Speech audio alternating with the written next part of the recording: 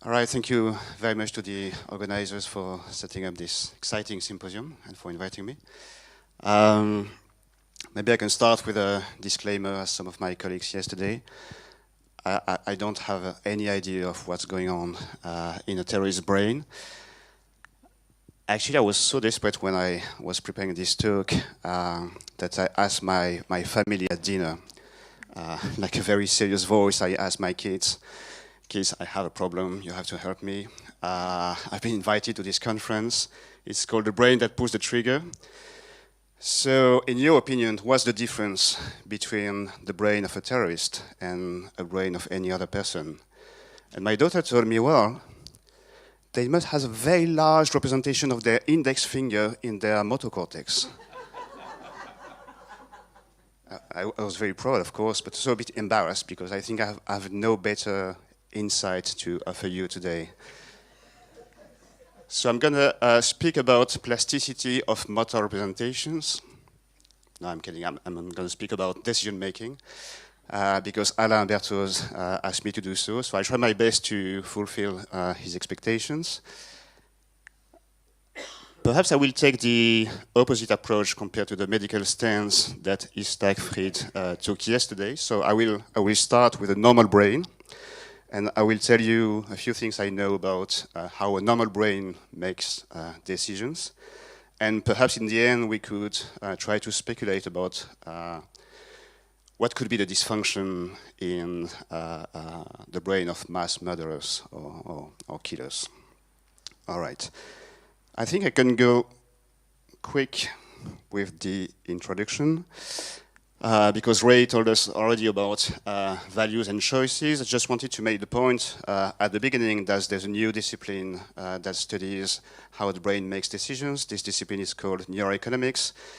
And as the title suggests, this is the meeting of two scientific communities. The first one is on screen. These are scientists investigating the laws that associate stimuli with actions. So they condition animals, and they try to explain how animals can learn the links between context, actions, and rewards.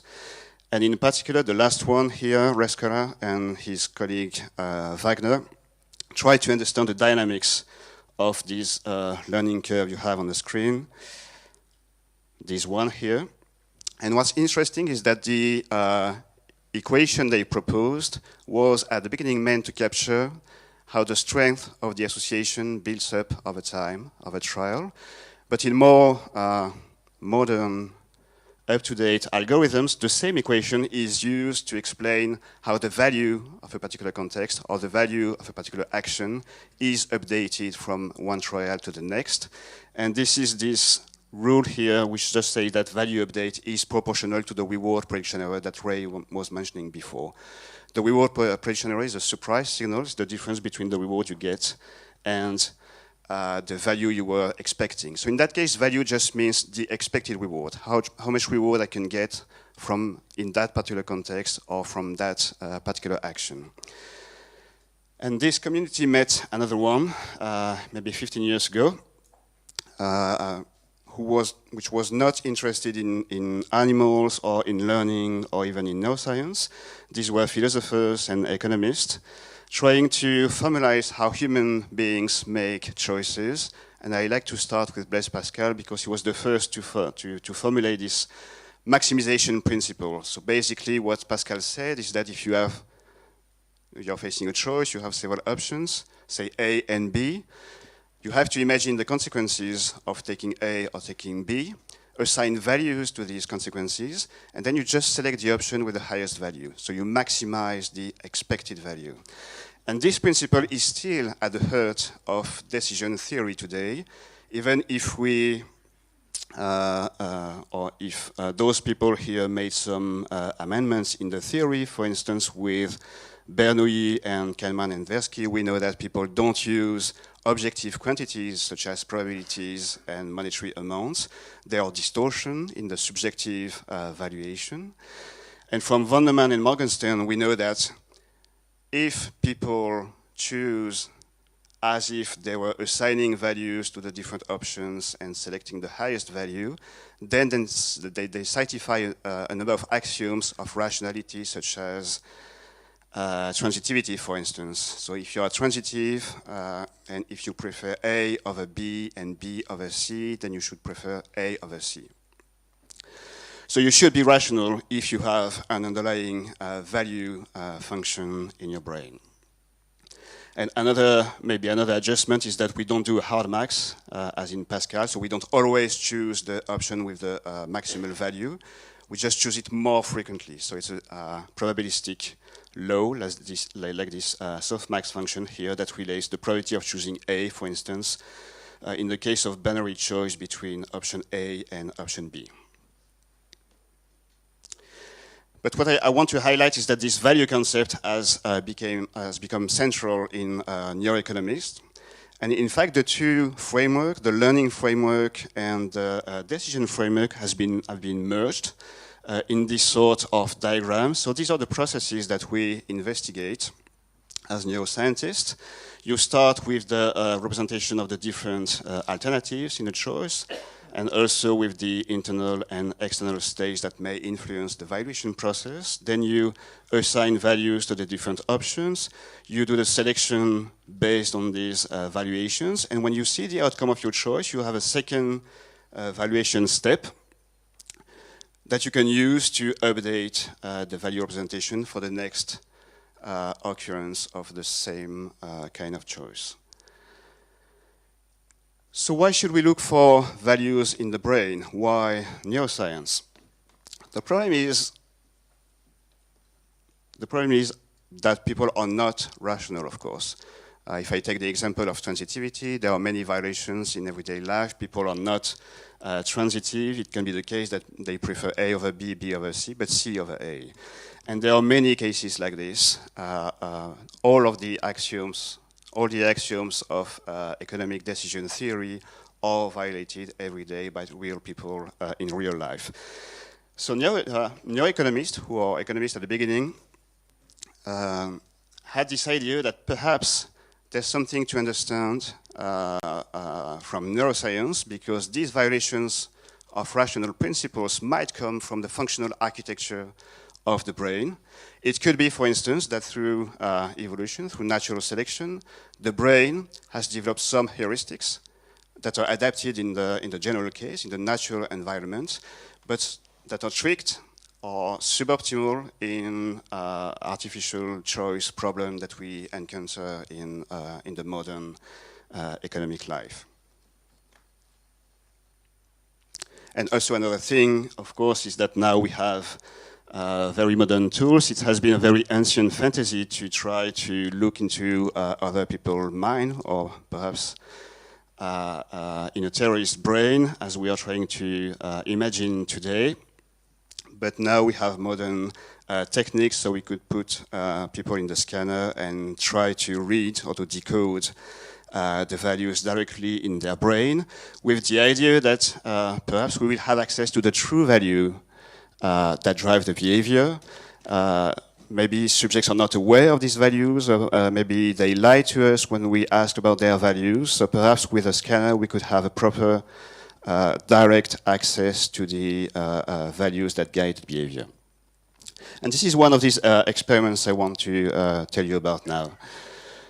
So in that experiment, what we try to predict is preference in a choice task, in a binary choice task between two faces, two houses, or two paintings. And we try to predict this from the activity we record in the MRI scanner when we present each stimulus one at a time. And subjects are asked to perform two different tasks. Here is an explicit task because it's a value rating. They have to rate the likability of the item. So how much do you like this face or this house or this painting? And here this is distractive because they have to rate a dimension that is orthogonal to value and that relates to the age. So that would be the age of that person or the date of the house or of the painting here. So when you do the straight correlation between the explicit values and brain activity at the time when the item was presented, you have this sort of maps that are very common in our field, with a key player here being the ventromedial prefrontal cortex, the same region that Ray was speaking about. This is a very liberal threshold. With the most regional threshold, you can see that the activation is quite specific to this VMPFC RI.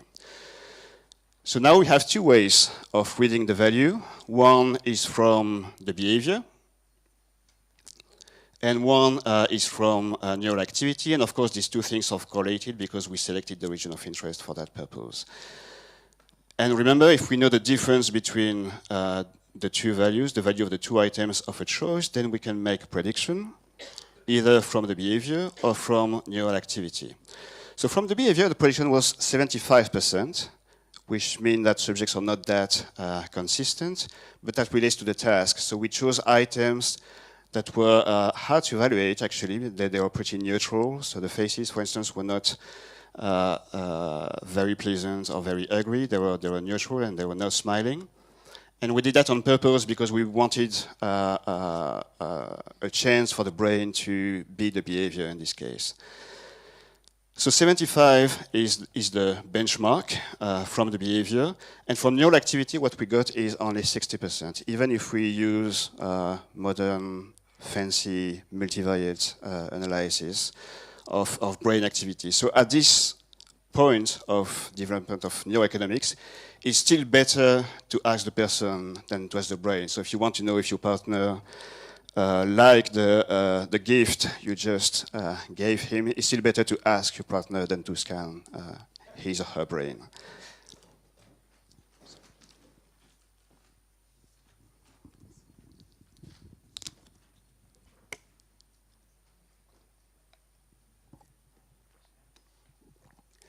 But still, 60% is not random. So there's some information in the brain evaluation system. And from this, we can derive, I think, some interesting properties of this system. So one is the system is generic. It means that it can assign values to different categories. Remember, we had faces, houses, and paintings. We know these different categories are represented in different parts of the visual system, but still the same VMPFC region was able to assign values to these different categories. And that's important for economists because it means that you can have different values, different items, even from seemingly incommensurable categories in the same scale. Okay, you can rank them in the same scale. This is called the common neural currency hypothesis, and that means that the brain evaluation system is able to arbitrate between different offers, like, for instance, eating a cake and being slim for summer. And the second property of this system is that it's automatic. So remember, there were two conditions in the task. One was explicit, the other was distractive, and in both cases, actually, the brain evaluation system is signaling values that can predict the choices. So it's as if the system is always on, even if you're doing another task. It's still evaluating the item that is under the attentional focus. And so this is from fMRI. I just want to show you some data from intracranial recordings, maybe as a tribute to Itzhak Fried, who is here, and also because I know that some people have no faith in fMRI. So this is the work of Alize Lopez, who is in the room here. So these are epileptic patients. They have electrodes in their brain for clinical purposes. We have more than 4,000 recording sites. We have a parcellation of the brain in different regions. And when we look, so it's the similar kind of task. So you have a rating task, a likability rating task first, and then a choice task. And also, as before, the distractive task. So first you have to rate the age of the item, then the likability, and then you make the choice. When we look for brain regions that encode values, we end up with the same similar set of regions. If you correct for multiple contacts and multiple time points here, only the VMPFC and the hippocampus or signaling the values of the items that are on screen. And interestingly, it's the case when you time lock the signal to stimulus onset, but also to response onset, at least in the VMPFC, as if the value representation was maintained until you make the choice. So this is compatible with the idea that the choice is actually based on this valuation signal. And also we replicate here the idea that the same region can assign values to faces or paintings. That's for the generality principle. And also the automaticity, because here you have a correlate of value during the age rating task. All right, so these are the two main properties of the valuation system. I want to illustrate another one. So we started from this idea that context may have some influence, that subjects have some influence on the valuation. I'm sorry, because this is going to sound very simple-minded compared to the sophisticated experiments that Ray was presented before, but I'm much more simple-minded, so I'm trying my best.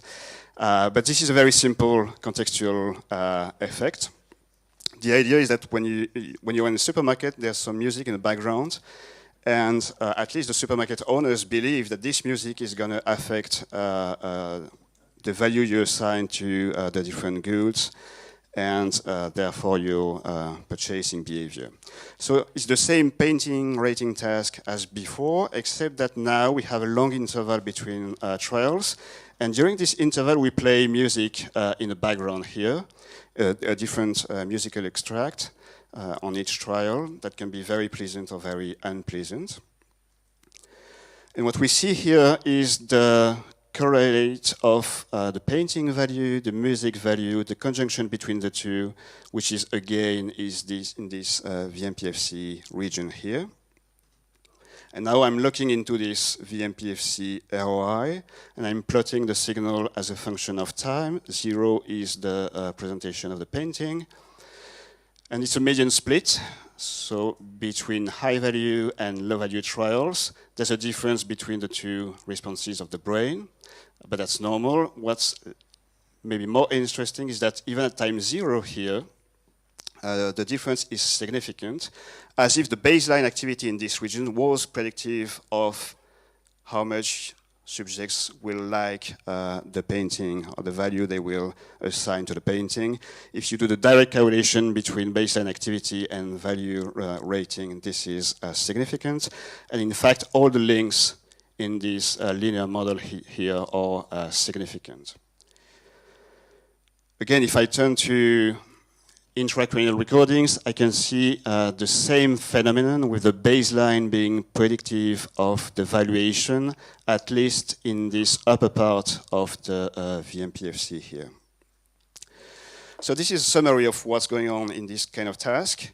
So what we knew before is that if you change the stimulus, so if you go from stimulus A to from stimulus A in blue to stimulus B in the same context, the response of the VMPFC will be different here, and that's related to a different value judgment. What I'm adding here is that the context will play a role because it will shift the baseline, and this shift in the baseline will persist in the response, and because it's the peak of the response that is related to the subjective value, that will shift the value judgment, and that will condition the value that subjects will assign to the items that are proposed to them. So that's the third property. As any other brain signal, the BVS signal is autocorrelated in time, and therefore any shift in the baseline will affect subsequent value judgment. And that's important because these may have consequences on the behavior, because it means that the value of many contextual features can contaminate the ongoing valuation or the ongoing decision, and that any valuation might be distorted by the preceding value judgments. So now in the last part, I want to address the question of what's going on during a choice. So I spoke about decision making at the beginning, but so far there was only one option on the screen, and I only talked to you about rating experiments. But in a choice, even in a very simple choice between two goods, two options, A and B, you have two values to represent. And we know from the decision models that to fit the behavior, what you need is a relative value signal. It's VA minus VB. And this can be implemented in that kind of neural network model in which you have two populations of neurons. One is voting for A, the other is voting for B. They compete through inhibitory interneurons here, and one of the population will win the competition and take responsibility for the choice. But my problem here is very basic, is what is A and what is B? For a region that is downstream in the decision process, for the region that will make the selection, the decision value signal needs a label. So you need to know what is A and what is B. It could be, so in other terms, I'm asking the question of the framing of value representation here during the choice. You could have a spatial frame. For instance, if you have you're in front of a distributor, you have different offers, one on the left, one on the right. It could be a spatial frame. So you could have the value of left minus the value of right. And in that case, depending on this value, you know whether you should choose the left or the right option. This is not what people found. The most common report regarding VMPFC activity is a relative value signal that is the value of the chosen minus the value of the unchosen option. But this is a post-decisional signal, so this is useless when you have to make a choice.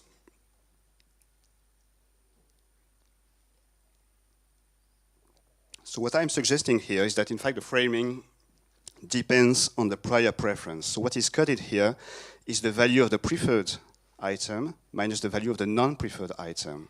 And because, of course, you tend to choose the item for which you have a prior preference, this is correlated to chosen minus unchosen. So that explains the previous observations. So let's try to test this hypothesis, again in the case of a simple choice.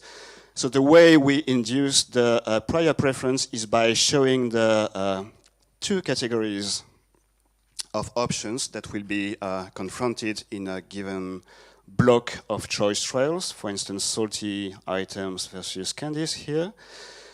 So this is the two categories that are maintained throughout the block here. And then in each of the 9 trials of a block, you have to choose between one salty item and one candy item. That's the behavior. So what's interesting here is that if you plot the difference between the value of the item, so I call this the default option, is the item for which you have a prior preference. So that's the value of the default minus the value of the alternative, which I argue is the natural framing for choice in the brain. You have a bias here. So even when the two values are equal at 0, the probability of choosing the default is not 50%, it's something like 65%. So you're biased towards your prior preference. And you can observe this in the choice. You can also observe this in the response time here, in the sense that you are longer to choose the default option compared to the, you're shorter to choose the default option compared to the alternative option. So it's as if the system was configured to choose the default, and it only chooses the alternative if there is some new information that is going in and that triggers a change in the preference. And these choices and response time biases were correlated across blocks here. So if we try to put this observation in the framework of a very common decision-making model that is used in psychology and neuroscience, and which is called the drift diffusion model by analogy with the diffusion of particles in physics. How can we capture these two biases? So the basic idea of the diffusion model is that you have a decision variable that you accumulate over time with a starting point S here, and with a drift rate that is on average proportional to the decision value, the difference in value between the two options. And you make the decision when this decision variable reaches one of two bounds, which are the bound for the default option and the alternative option. And here the idea is that the starting point will be defined by the difference between the two categories. So if you know in advance that you prefer the candies, for instance, compared to the salty items, you will have a starting point that will be very close to the default. And then when you have the two options on the screen, you start to accumulate the difference between the two, the values of the two items here, and you make your decision when you reach the predefined bounds. Seems to be the case. I won't go into detail, but if we do model comparisons here, this is the winning model. So it's the case that the prior preference have two effects. Sorry, so far as one effect on the behavior. It shifts the starting point such that you are closer to the bound that says choose the default. So what about the brain? Can we find correlates of this accumulation model in the brain?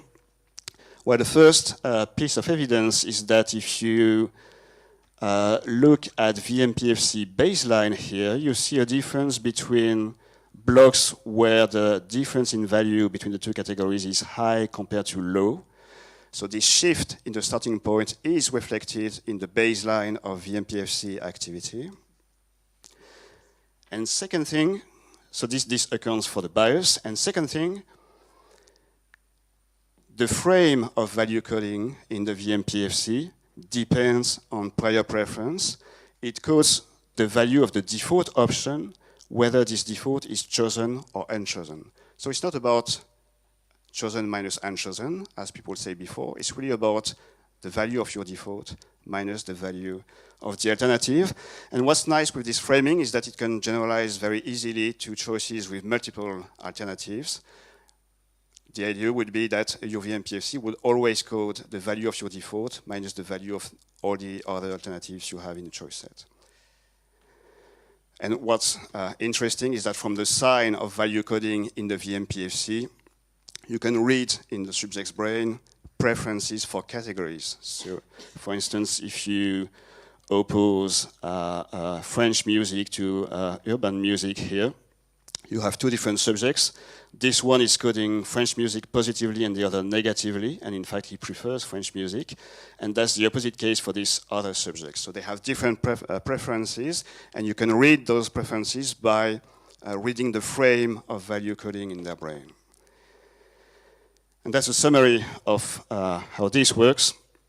So again, you have a prior on your preference. This will shift VMPFC baseline. When you see the option, you have a differential value signal that only depends on the item. And it's the sum of the prior and the new information that will make the decision value that will drive the choice. Okay, so what I'm showing here is there is some prejudice, there is some prior in the brain evaluation system. And of course, that could be an explanation for today's subjects, because if your values have been shifted in such a way that you are very close to your threshold, so you're very close to decide that you will be killing people, you will be insensitive to the new information, for instance, for people or kids shouting in front of you, as we hear yesterday, or kids asking for mercy. You will be deaf to that because your valuation system is already so high that you're very close to pull the trigger. So is that a sufficient explanation? And of course, in the frame of economic decision making, there is no other explanation, because all the choices are supposed to derive from valuation. And in fact, it's circular, because it's the paradigm of revealed preferences. So you know the preferences of people by reading their choices. So you cannot think outside this framework where the values determine the choices. But there may be alternatives. There may be cases where the valuation system can be bypassed. And I think we had one of these cases yesterday with the video that David Cohen was showing in the case of hypnosis. That may be a case where the behavior can be directly specified from the outside, bypassing the valuation system. And I'm going to present now briefly another case.